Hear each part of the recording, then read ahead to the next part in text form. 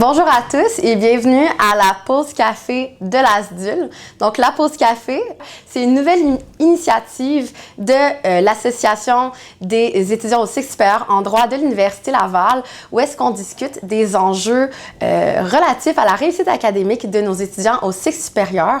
On reçoit différents intervenants, professeurs, membres de l'administration ou étudiants pour discuter des sujets qui vous intéressent. Très brièvement, je m'appelle Eugénie Laurence, je suis vice-présidente aux affaires académiques de l'ASDUL et étudiante au doctorat en droit. Et je suis très heureuse et honorée de recevoir aujourd'hui Olivier Martin, qui est intervenant de proximité à la faculté. Bonjour Olivier. Bonjour, ça va bien? Ça va très bien et toi? Merci.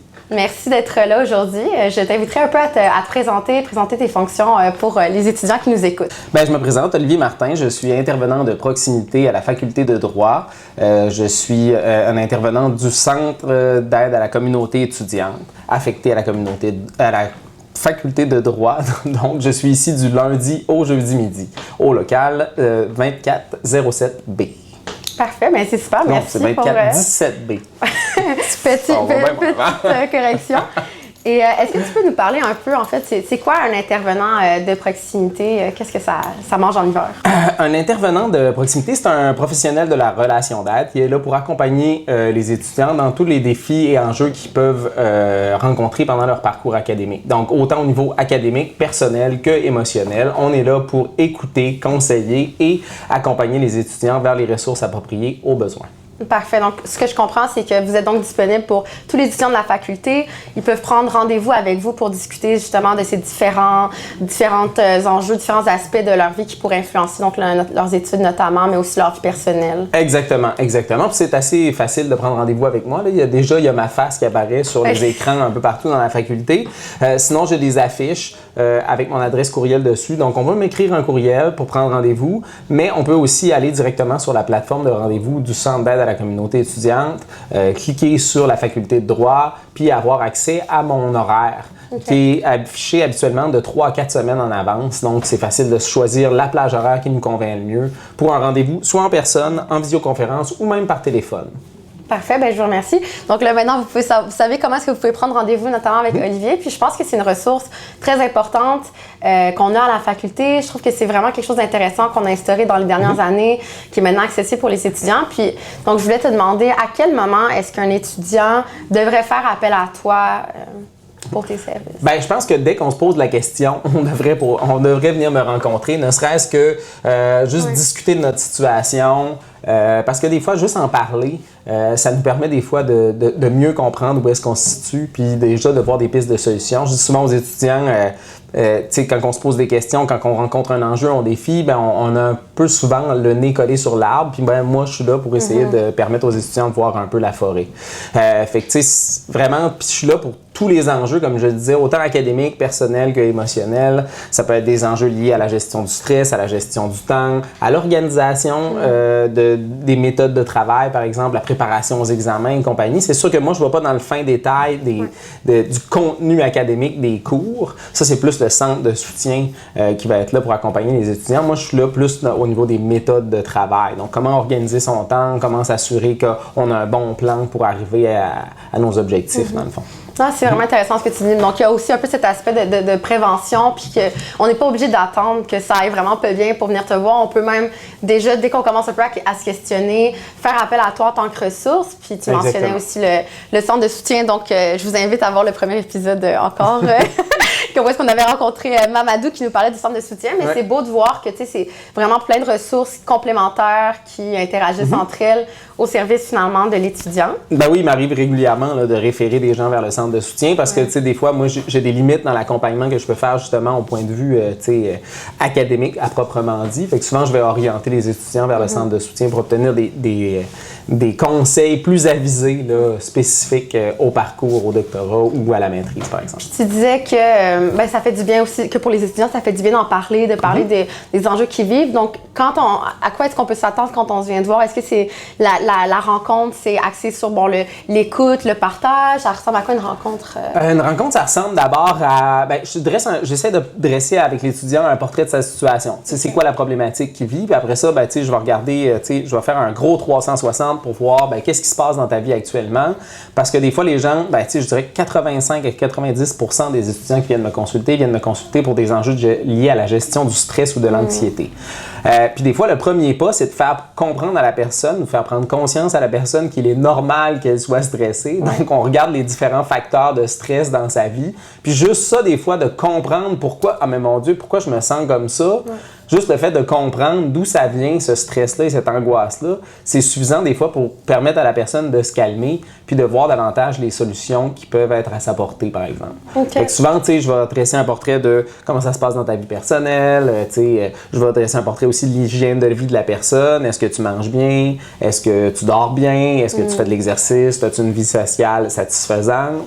Puis après ça, aller dans les enjeux plus spécifiques au point de vue académique. Puis après ça, on regarde l'ensemble de l'œuvre, puis là, on essaye de trouver des solutions. C'est beaucoup plus facile quand on a un portrait d'ensemble que si des fois, on focus seulement sur le problème sans regarder d'où ça peut venir, puis quelles peuvent être les pistes de solutions à mettre en place. C'est vraiment intéressant. Merci pour ce partage-là. Puis au niveau de la rencontre, donc des fois, un étudiant peut venir te rencontrer une fois, mais est-ce qu'il peut aussi avoir un suivi? Oui. Règle générale, la majorité des étudiants ne viennent me voir qu'une seule fois.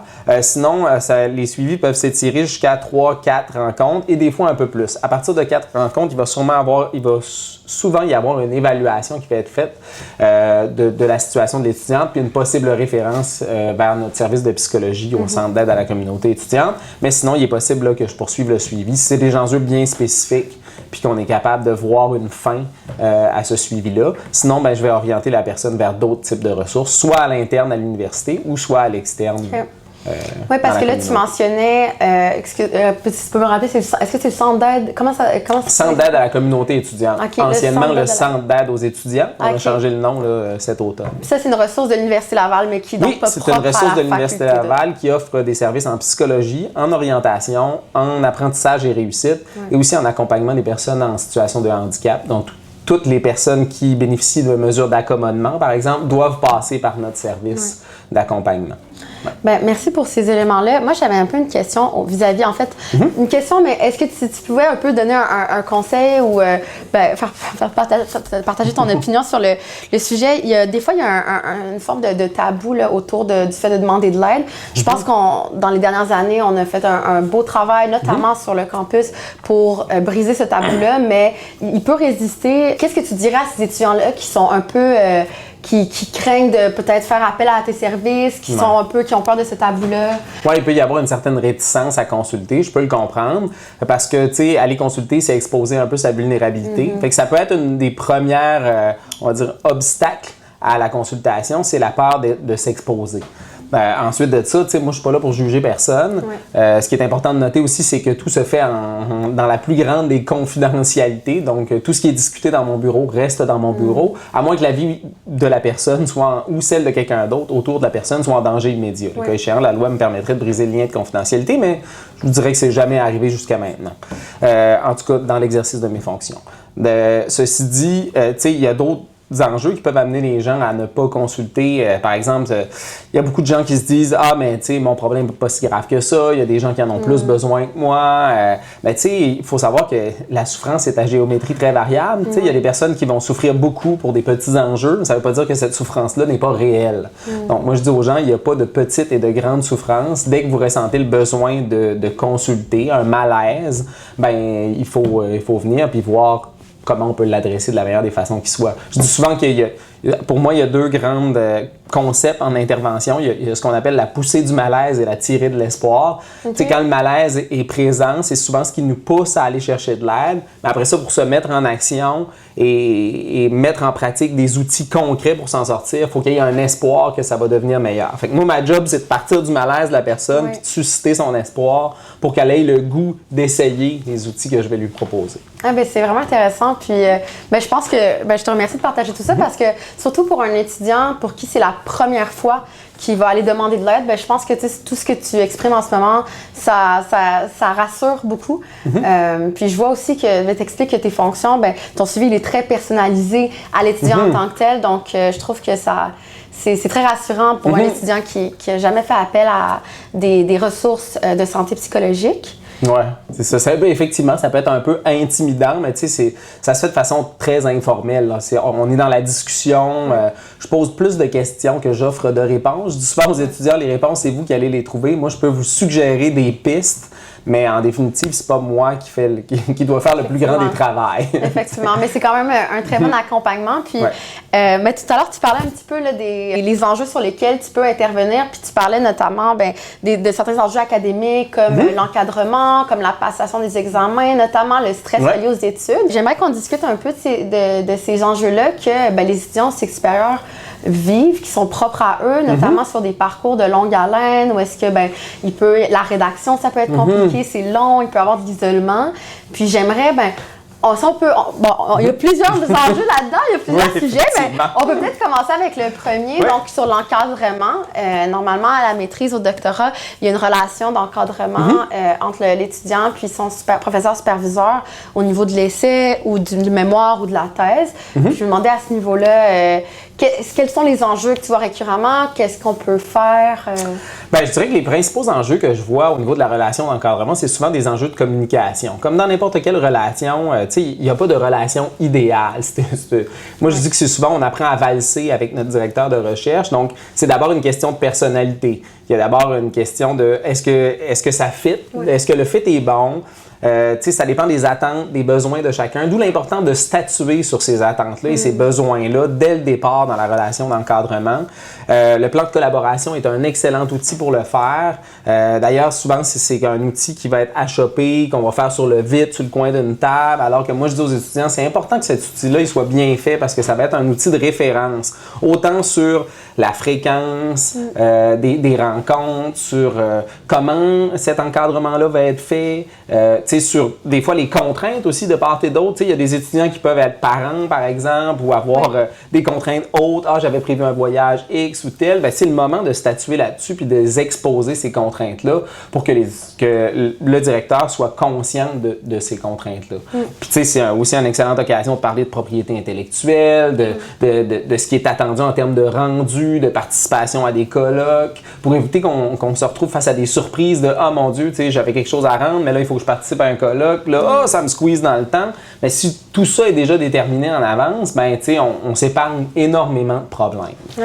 Ensuite de ça, je dirais que mon principal conseil, c'est de bien planifier ces rencontres-là avec notre directeur de recherche. Donc, il y a une planification pré-rencontre que je dirais, c'est s'assurer de bien résumer où est-ce qu'on est rendu dans notre travail par rapport à la rencontre précédente qu'on aura eue.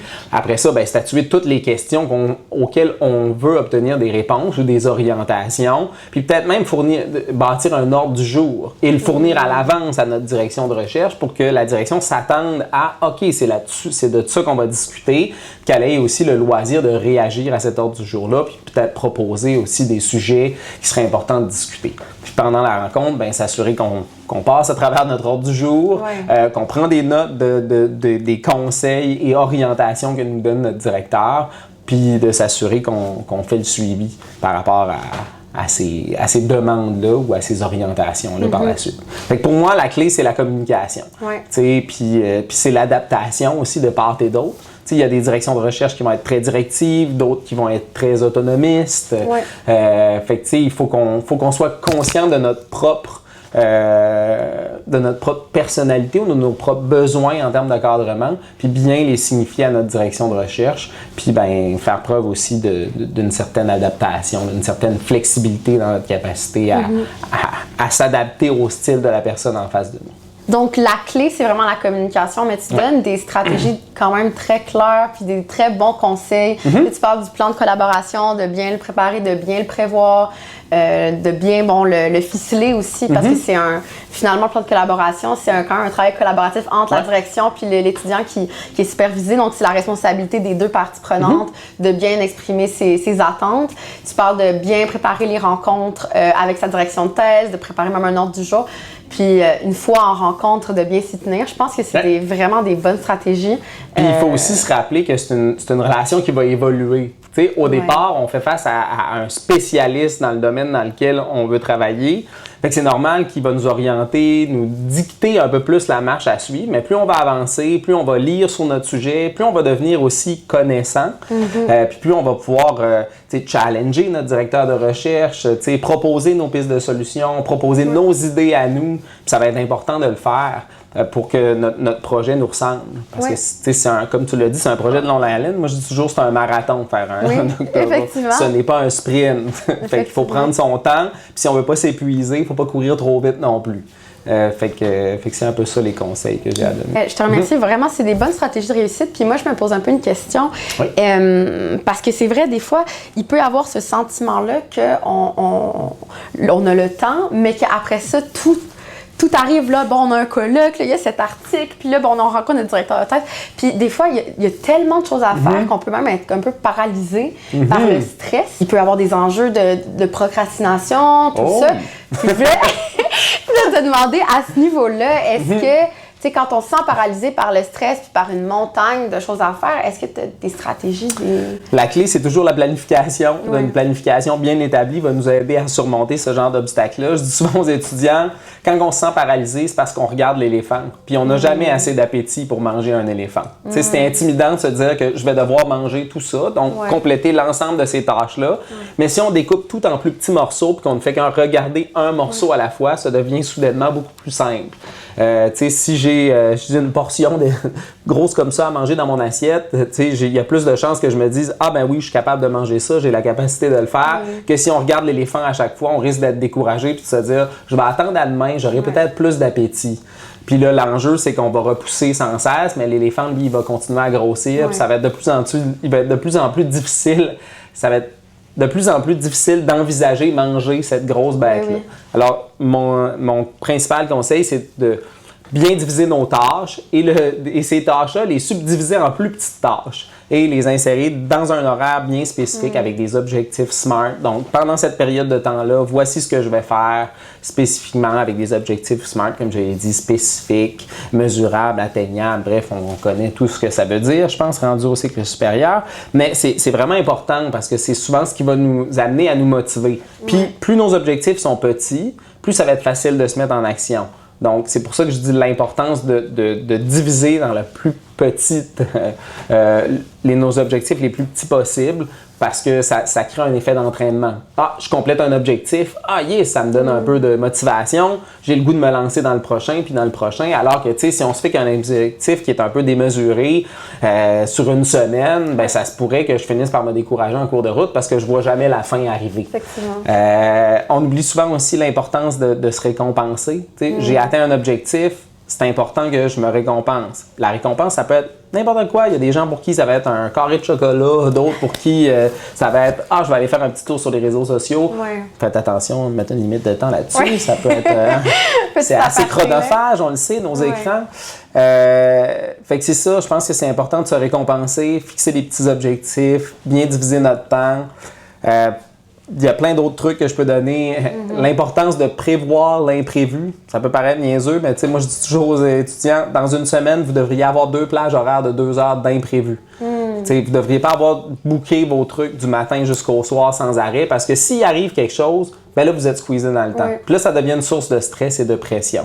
Alors que si vous avez déjà vos 2 blocs d'imprévu, ben s'il arrive quelque chose, vous pouvez piger dedans. S'il arrive rien, ça devient du temps que vous avez pour vous, personnellement, pour faire ce que vous voulez. Sérieusement, si ça se trouve, je vais probablement le faire moi-même parce que généralement aussi, je suis dans des fois très, très occupée. Puis je tombe malade. Puis là, je me rends compte, mon Dieu, j'ai pas le temps d'être malade. Ben donc, c'est vraiment un bon concept. Là, des fois, tu sais, j'entends des étudiants me dire « Ouais, mais c'est facile à dire, j'en ai tellement à faire, je peux pas m'arrêter. » Puis là, je leur dis souvent... Travailler plus, ce n'est pas travailler mieux. T'sais, ton cerveau, nos cerveaux, s'ils sont en surcharge cognitive, ils ne fonctionnent pas bien. Donc, c'est important de se donner du temps de libre pour faire des choses au niveau personnel, prendre des pauses, se reposer. pour que quand on va se mettre au travail, on soit vraiment disposé à travailler. Tu sais, des fois, puis des fois, je fais prendre conscience à des étudiants de « Ah, c'est vrai, tu sais, des fois, je me force à travailler, mais finalement, je me rends compte que ça fait 4 fois que je lis la même page, puis que, tu sais, il faut que je le relise parce que j'ai toujours pas compris. » Ben, je dis à ce moment-là, c'est peut-être le temps de s'arrêter. Puis ce qui peut arriver aussi, c'est le phénomène que j'appelle le phénomène de la bicyclette. J'aime les images fortes avec les étudiants. Je dis souvent aux étudiants, tu sais, étudier, c'est comme faire de la bicyclette. Ce qui est le fun à la bicyclette, c'est être sur le plat ou descendre une côte. Dès que vous commencez à monter, donc dès que vous commencez à avoir moins de plaisir ou que ça commence à être un effort de travailler, ben c'est le temps de s'arrêter. Oui. Parce que sinon, ce qui risque de vous arriver, c'est que vous allez continuer à travailler, puis là, la pente va devenir de plus en plus abrupte, vous allez avoir de moins en moins de plaisir, ça va être de plus en plus ardu, puis là, vous allez vous arrêter. Mais vous allez vous arrêter dans le côte. Ouais. Votre cerveau, lui, va s'en rappeler de ça. Fait que quand il va vouloir remonter sur le vélo, là, il va se dire « Ah non, il va falloir que je reparte dans ma côte. » Tandis que si vous vous arrêtez au bon moment, ben, vous risquez d'avoir plus de facilité à reprendre le travail par la suite. Fait que c'est pour ça qu'il faut aussi éviter les longs moments où on fait rien, suivis de gros rushs qui mènent souvent à un gros down par la suite, où on se dit « Ah, mais j'ai le droit de me reposer jusqu'au prochain rush où on n'a pas le choix parce qu'on a repoussé. » Donc, c'est pour ça que je parle du phénomène de la bicyclette. Il faut s'arrêter quand on est sur le plat pour que ce soit plus le fun de remonter puis de recommencer jour après jour. Mais je pense que c'est vraiment, en tout cas, c'est une très belle métaphore. Les métaphores que tu fais avec l'éléphant, la bicyclette, ça nous permet de visualiser concrètement des concepts qui sont vrais. Mais là, on parlait donc d'avoir une charge de travail qui est insurmontable, plein de tâches, plein de choses à faire. Puis là, je m'enligne avec un peu à contrario. Ben, où est-ce que, ben, en fait, on a quand même une grosse charge de travail, mais je voulais parler de quand on est en mode rédaction. Quand on est en rédaction d'essais, de mémoire ou de thèse, là, c'est comme, on a comme le rush puis le stress, mais à la fois pas, parce que c'est une période un peu tampon, parce que c'est comme, ben, j'ai toutes mes journées, je n'ai que la thèse ou le mémoire à faire, mais bon, donc là, tu sais ce qui se passe, ça prend que oui, c'est l'important de se doter d'une discipline de travail. Ouais. Donc, tu sais, il faut viser la régularité et la constance. Donc, se donner des périodes où on va écrire. Et c'est important d'écrire, peu importe ce qu'on écrit. Okay? Des fois, on a tendance à se dire « je vais attendre l'inspiration ». On veut avoir la bonne formule exactement. Alors que, pour apprendre à écrire, il faut écrire. Fait que, je dis souvent aux gens qui sont rendus à l'étape de la rédaction, c'est important d'écrire. Puis je dis, quand vous ne savez pas quoi faire sortir, écrivez. Je donne, j'ai donné un atelier, par exemple, dans une journée de rédaction, j'ai donné un atelier d'écriture automatique. Okay. Dans le fond, où je dis aux gens, tu pars d'un thème, puis tu fais juste te lancer, puis écrire tout ce qui te sort de la tête. Ça a besoin d'être structuré, il faut juste que ça sorte. Puis après, ben, on peut récupérer ce qu'on a écrit pour essayer de le structurer, puis faire avancer notre travail d'écriture. Puis des fois, il ne faut pas attendre d'avoir trop lu avant de commencer à écrire, parce que plus on lit, plus on a d'idées dans notre tête, plus ça devient difficile d'organiser tout ça. Fait que, tu sais, il y a des stratégies d'écriture qu'on appelle d'écriture parallèle. Donc, au fur et à mesure qu'on lit, on écrit, puis là, on vient rajouter les éléments qu'on va aller chercher supplémentaires dans nos lectures subséquentes. Puis ça peut être intéressant parce que ça nous évite d'avoir à un moment donné, on a tellement de notes puis tellement de lus que là, on ne sait plus par où commencer. Fait qu'on est mieux de commencer tout de suite puis de rajouter au fur et à mesure plutôt que d'essayer d'avoir lu tout ce qu'on pouvait sur le sujet. Puis après ça, d'essayer d'organiser ça, ça devient un peu compliqué à faire. Fait que c'est vraiment la régularité et la constance. Puis, ça peut être intéressant de participer à des journées de rédaction, de planifier des séances de travail avec des collègues, parce que ça devient c'est plus motivant écrire à plusieurs qu'écrire tout seul dans son coin. Ça peut être aussi intimidant quand tu te retrouves devant ton écran puis que tu sais plus quoi écrire, tandis que si tu es avec d'autres, ben, tu peux te relancer, poser des questions, aller chercher des avis. Fait que ça peut être intéressant. Tout à fait. Mais là, j'en profite de faire un petit moment pub, là, parce que tu parles des retraites. Ben, nous, on en organise des retraites de rédaction à la faculté puis à la SDUL. Donc, venez aux retraites. On a déjà des demi-journées de ressourcement et de travail structuré. Donc, c'est un peu le modèle de la retraite de rédaction, mais sur une journée à la faculté. On en a plusieurs par session. On en avait même une la semaine dernière qui était exceptionnelle. Donc, on aimerait vraiment vous y voir. On a aussi des retraites de rédaction sur 2 jours, donc avec une nuitée où est-ce qu'on est à un autre endroit. Donc, monastère souvent des Ursulines ou monastère des Augustines, où est-ce qu'on a vraiment un beau cadre pour apprendre. Puis c'est là où est-ce que tout ce que tu dis avec les pauses, tout ça, on l'incorpore parce que on fait du travail tous ensemble, collectivement, assez productif et structuré parce qu'on, dans les temps de travail, on essaye de pas se distraire avec tout ce qui est réseaux sociaux, courriels et autres éléments qui pourraient distraire c'est du aussi projet. des occasions d'apprendre des méthodologies de travail, parce que souvent dans les journées de rédaction, pour en avoir participé, on fonctionne avec la technique Pomodoro, donc c'est du 50-10, du 25-5, on va se fixer des objectifs SMART pour chaque période de rédaction. Fait que ça devient une occasion d'apprentissage aussi sur la façon de structurer son travail et de le rendre plus efficace. Tout à fait. Puis, ça permet aussi de briser l'isolement. On est tous ensemble. Donc, comme tu disais, on peut échanger avec nos pairs. Donc, ça, c'est vraiment super. Ça permet de partager, de juste passer des beaux moments sociaux, mais aussi d'avoir des discussions intellectuelles vraiment très intéressantes. Donc, ça, c'est super. Puis, ça permet de briser l'isolement. Si tu veux nous faire quelques mots sur ce sujet-là, qui est quand même un enjeu que beaucoup vivent. Moi, j'encourage les gens au cycle supérieur à s'investir dans la vie facultaire.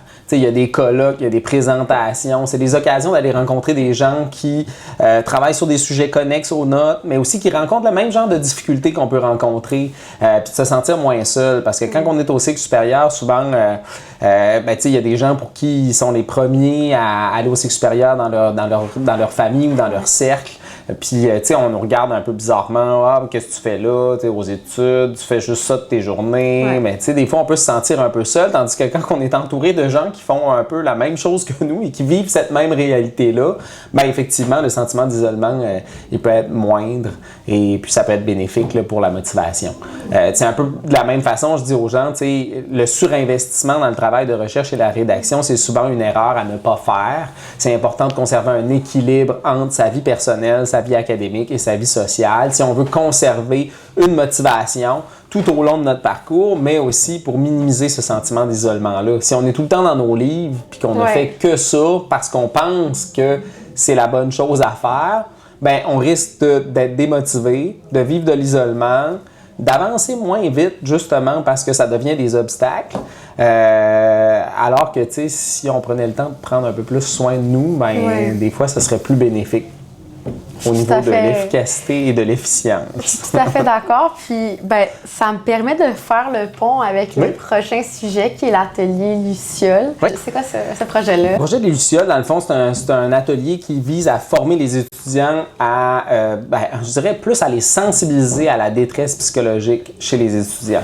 Il ne vise pas à former des intervenants, il vise plus à être capable d'identifier les signes précurseurs de la détresse et à référer les personnes concernées vers les bonnes ressources. Fait que, c'est un atelier qui est très large, mais qui, des fois, nous amène à travailler sur nos préjugés, par exemple, ou à voir les choses différemment. Par exemple, dans l'atelier, je vais dire, quelqu'un qui ne se présente pas à ses travaux ou qu'on ne voit plus, c'est peut-être pas quelqu'un qui est plus...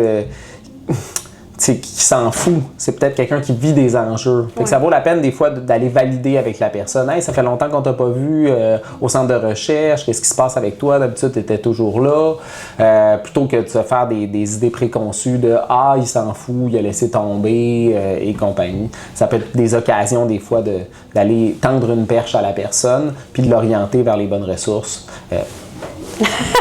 Voilà, la bonne ressource. Une des bonnes ressources. Une des bonnes ressources, donc, je ne suis pas la seule. Si tu comprends bien, en fait, c'est les étudiants qui vont prendre l'atelier, puis après ça, c'est eux qui vont aller vers les autres étudiants quand ils voient les signes précurseurs de la détresse. Et comment est-ce qu'on peut prendre cet atelier-là si on veut devenir une Luciole? En fait, habituellement, j'offre cet atelier-là aux associations étudiantes en premier lieu, mais ça m'arrive des fois de l'offrir à un public plus large. Dans le fond, il s'agit qu'il y ait 5 personnes intéressées à suivre l'atelier, qu'on m'interpelle, puis je planifie une séance. Là, ça dure à peu près 1h30, 2 heures avec les discussions qui s'ensuivent et compagnie.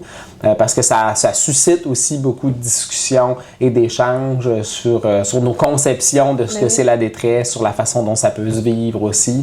Parce que la détresse, c'est pas toujours évident à diagnostiquer, je dirais. Là. J'ai un collègue qui fait une super bonne image. Il y a des gens avec des gros sacs à dos, mais qui transportent pas grand-chose dans leur sac à dos.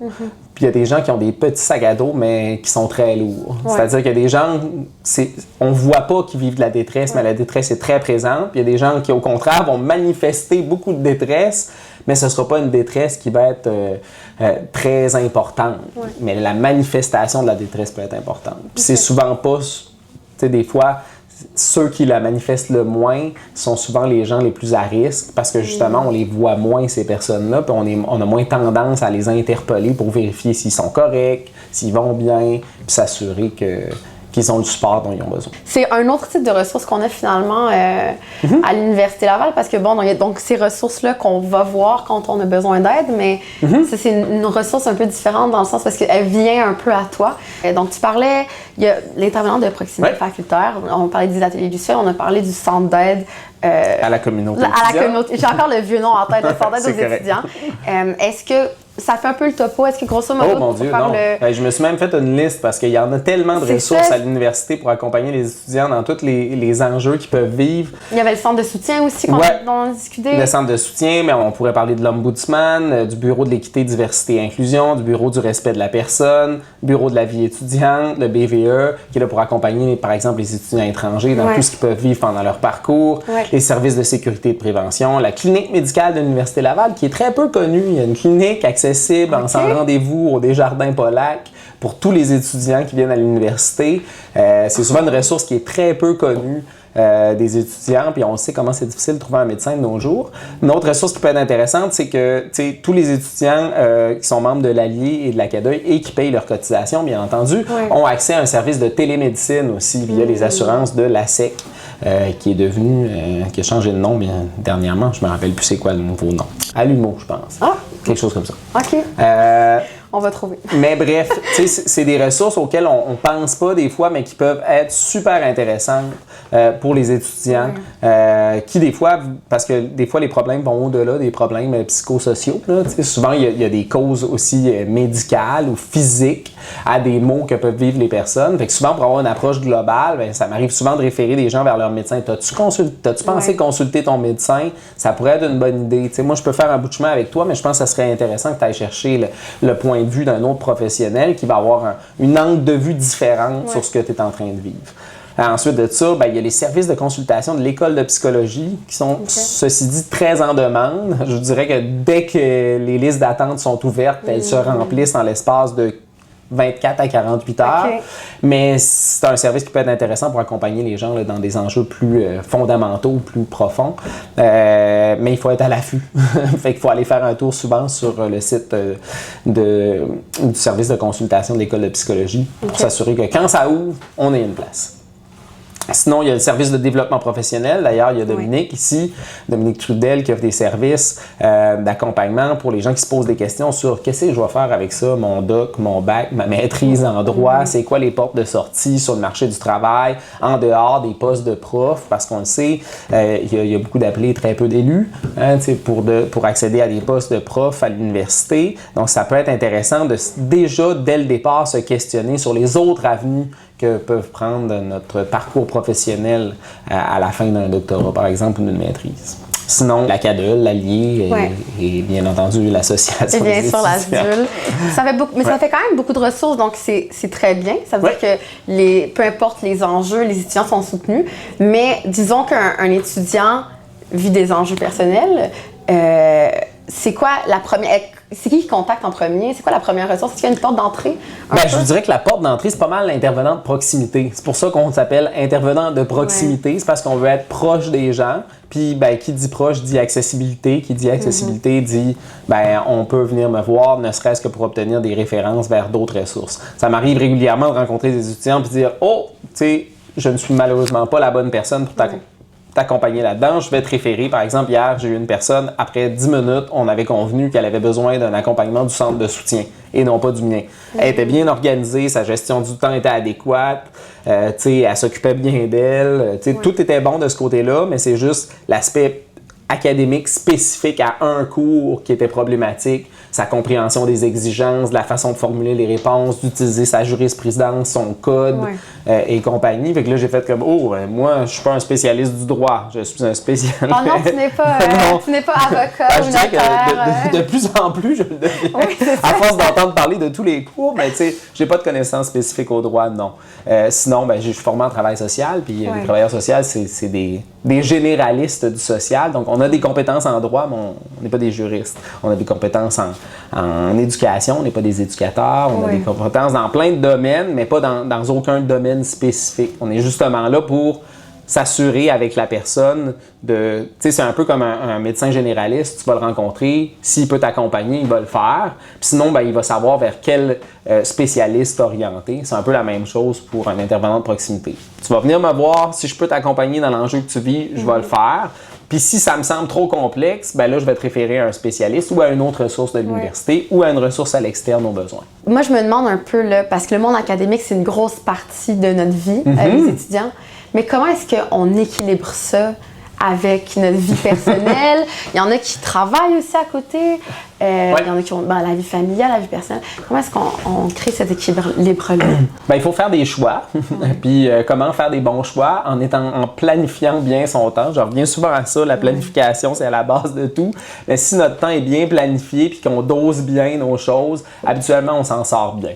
Donc, tu sais, moi, je dis aux gens, il ne faut pas juste planifier votre vie universitaire, il faut aussi planifier votre vie sociale, votre vie professionnelle. Donc, tu sais, vos plages horaires de travail, vos plages horaires de temps libre, vos plages horaires pour voir vos amis. Il faut que ce soit quantifié aussi dans votre agenda. Il ne faut pas juste que vous voyez du droit quand vous ouvrez tout ça. Puis, tu sais, moi, je me réfère souvent à un discours d'une étudiante en droit que j'avais entendu qui disait « À ma première session, je ne faisais que du droit et je faisais ça jour et nuit parce que je voulais performer, je voulais être bonne et mes notes ne faisaient que descendre. » Puis à partir du moment où j'ai compris que j'avais besoin d'un équilibre, que j'avais besoin de faire autre chose, que j'avais besoin de prendre du temps pour moi et de retrouver un plaisir dans la vie, autre que celui d'étudier, mes notes ont recommencé à monter. Parce que je me suis donné une disponibilité cognitive pour que quand je me plonge dans mes études, je sois pleinement dans mes études et que ça ne devienne pas un fardeau. Parce que souvent, c'est ce que je rencontre